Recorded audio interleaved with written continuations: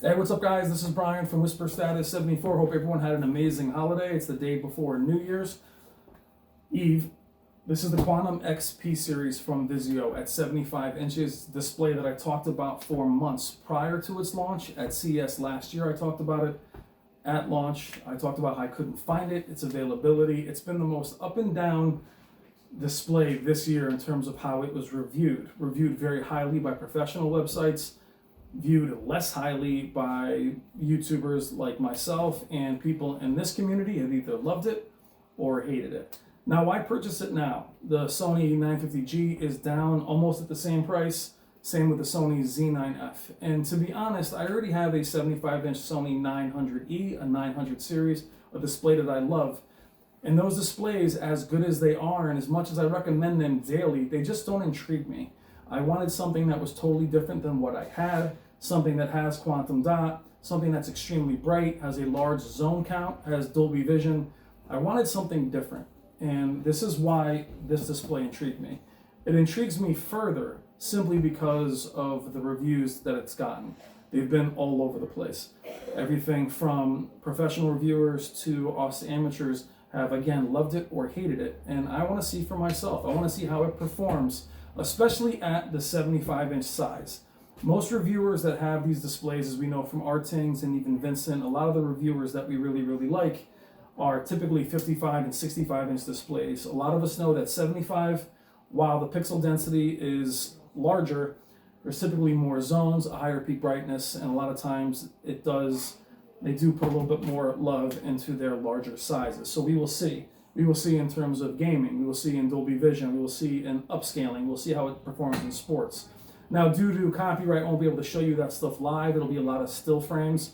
I have an HDMI splitter. It'll be side by side against my 900E, and we'll see how it does. The initial intrigue to this display was high-end specs at a lower price. And it's amazing how when the VIZIO P series of 2016 at 75 inches at $4,000 was a value. When this one launched at $3,500, it was considered a value, considering some of the other displays were $6,000. Now, it's kind of treated as a little too expensive, like TCL and Hisense, too expensive for this kind of brand. I personally am not worried. I have 90 days at Costco. If the price drops, which it will drop for Super Bowl Sunday, they'll simply give me the difference in price, so I'm not concerned with it. My buddy Paul, say what's up, Paul. What's up? And his son Troy helped pick up the display today. And there's a good chance that Paul or one of my other buddies will end up with it, as they are in the market for a VIZIO. So it's a win-win situation. If it performs amazing, they will take it. I will keep it. We'll see what happens with it. But we will have a few months with it. What are we looking for? Well, we're looking for how the peak brightness is. We're looking for Dolby Vision. We're also looking for the things that it was criticized for, mainly color gradation. I want to see how it performs in those colors. Do you see jaggies? How is the local dimming? Is it elegant? Does it take a while to come across the screen? Those are things we're looking for. And that magic word that so many out there love, blooming, I want to see how that performs. For me, buying the Sony 950G or even the Z9F doesn't really benefit us much as a community. I don't find it intriguing. They're amazing. They're awesome. I don't think this is better. I believe it's probably equal to the 950G in some ways, better in some ways. But that's what I want to find out. And to me, that is interesting. It's interesting to see if these brands can deliver that type of performance, not just at the price, but with their namesake. There is a definite, using the word prejudice, but a definite dislike for VIZIO, Hisense, and TCL. And VIZIO at the top of the pack and then pushed to the bottom of the pack, and they're kind of all over the place.